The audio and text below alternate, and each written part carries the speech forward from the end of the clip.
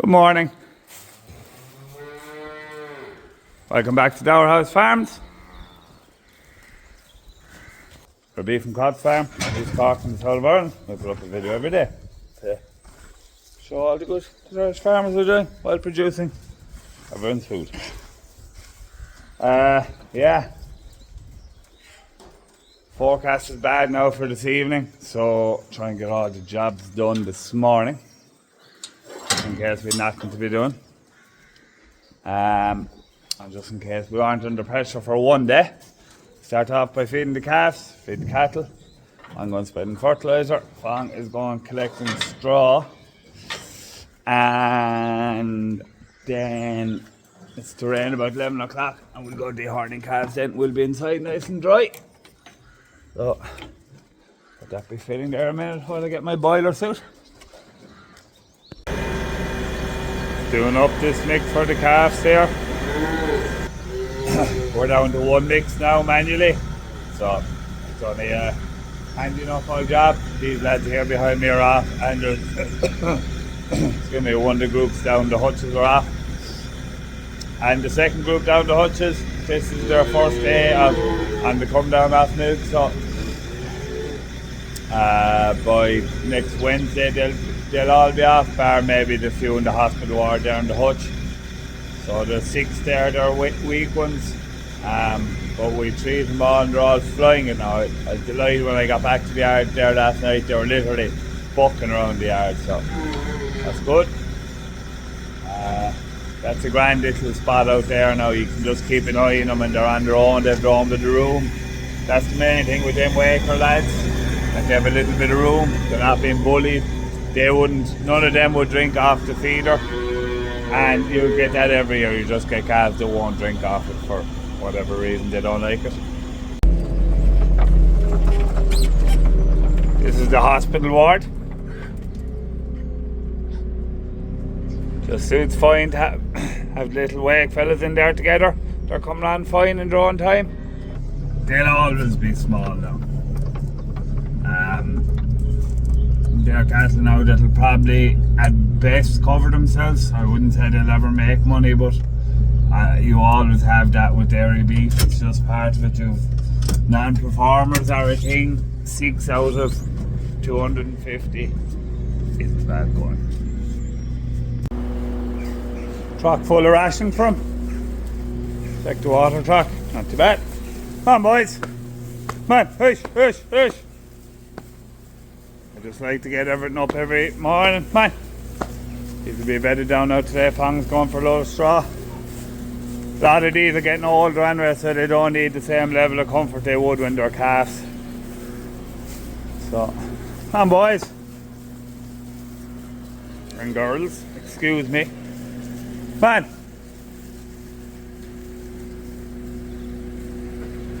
Good job. We're all flying it.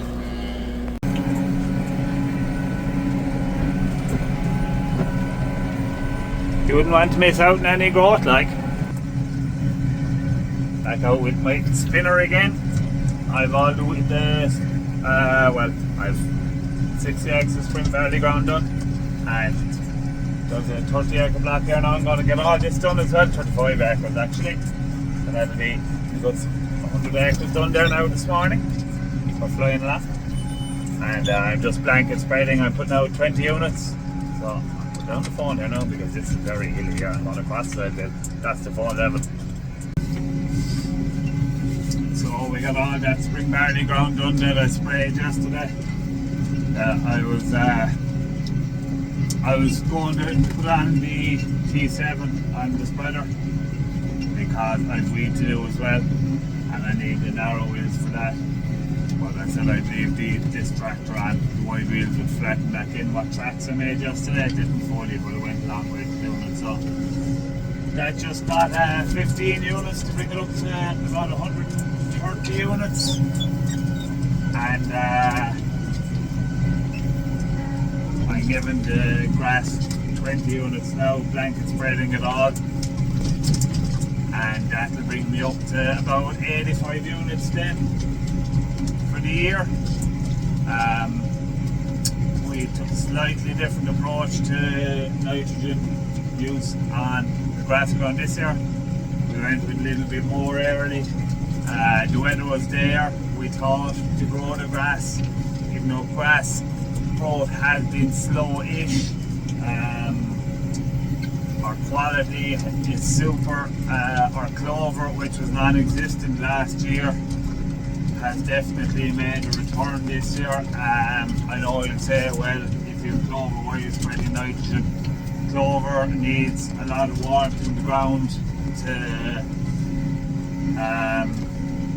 make nitrogen available to the grass plant, and that hasn't been there.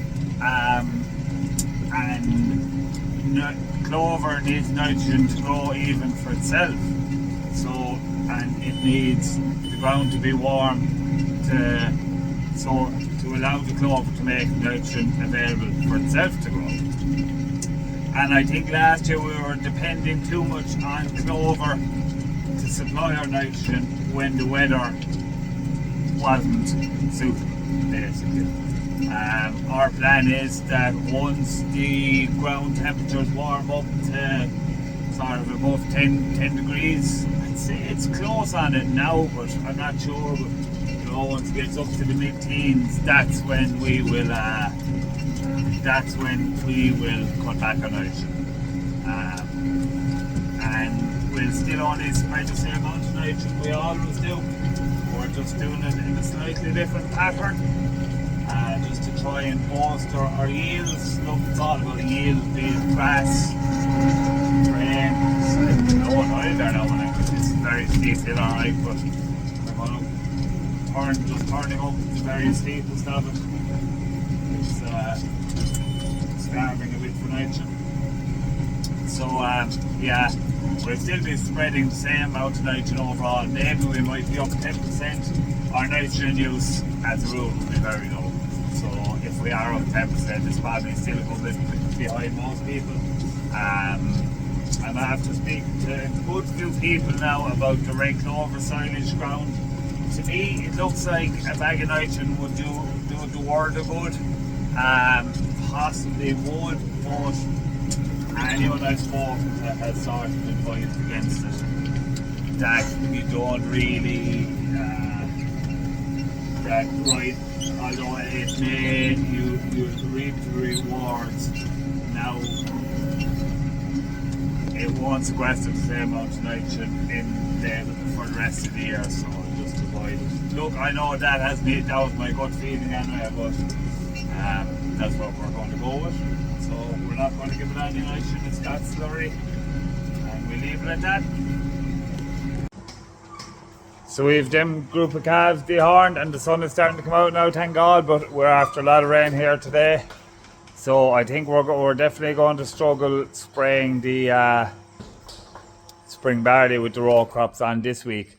There's a lot of rain forecast for later on the week as well, so the case doesn't have the right power connector plugs for the sprayer, so but there is another loom. There's actually two looms on the T7, so I'm going to take one of them off and put it onto the case, just so we'll be able to spray with the case as well, because I don't want to go taking the row crops off the T7, put them back on.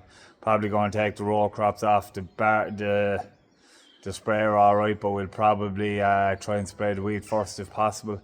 It's just a bit of a nightmare now at the moment. Ground that's travelled is okay, but fresh ground it's very soft, and there's a lot of rain forecast for the rest of the week. So look, we're going to get it out of there now and try and get this. I'll give you a look at it, show you what I'm going to do. So these are the plugs for the sprayer that you need for the power. I think they're Anderson plugs, they're called. They're instead of your traditional 3-pin plug that most tractors have. Look, they're instead of that plug, but we just couldn't keep them going. They break your heart because there's a fair draw. Look, even if there isn't much of a draw, you still couldn't keep them going. So, and this is the old plug off of the drill that we used to use. Now there's 2 wires in there. We don't actually use this anymore because there, when the drill was giving us grief, we thought that this lead was the problem, but actually it wasn't this lead, it was the main fuse in the tractor.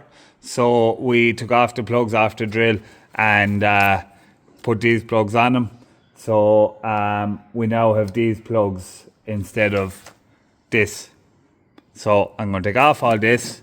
It's connected up to the battery. Take it off and take off this plug and put it onto the case.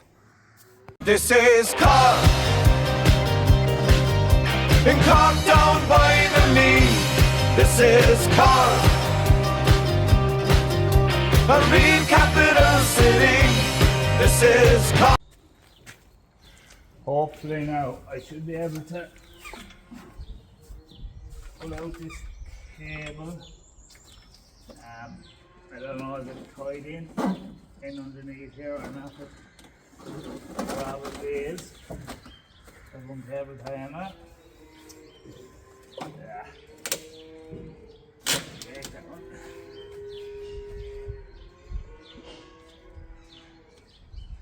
Yeah, never just that easy, is it?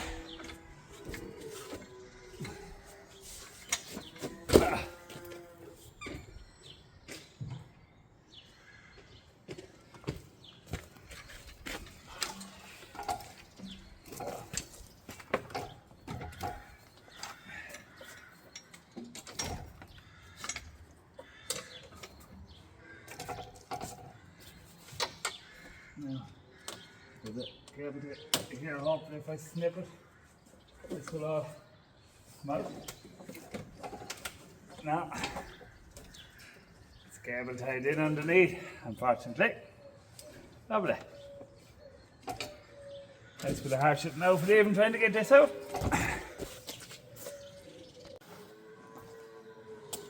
So I've the loom off, and I need two plugs. So there's one wire, there's one loom basically, there's a positive and negative, and I'm after splitting the wire, and I have the two Anderson plugs on, and just to keep them nice and tidy I put shrink wrap around them, 3 shrink wraps, just to keep it all tight. So I'll just use the torch, and no, it's just nearly empty now. When you heat, or it's heat wrap it's called, when you heat this, heat shrink it's called.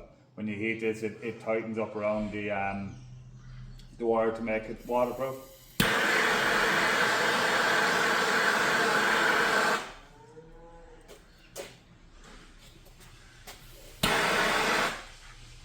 Lovely.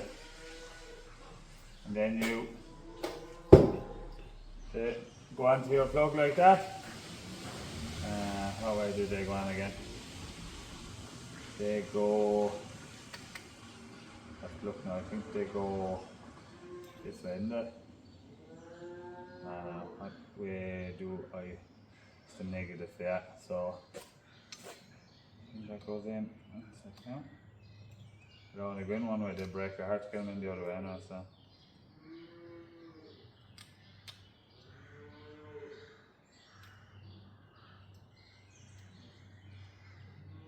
No, not that way. This way. Yeah. So, am I right? That is the negative, yeah. So we'll put we'll crimp on one of these lads. Do the two positives now. We'll put on both the ends first, and we'll heat them then we'll plug them in. So I'll put you on time lapse there now again, and give you a look.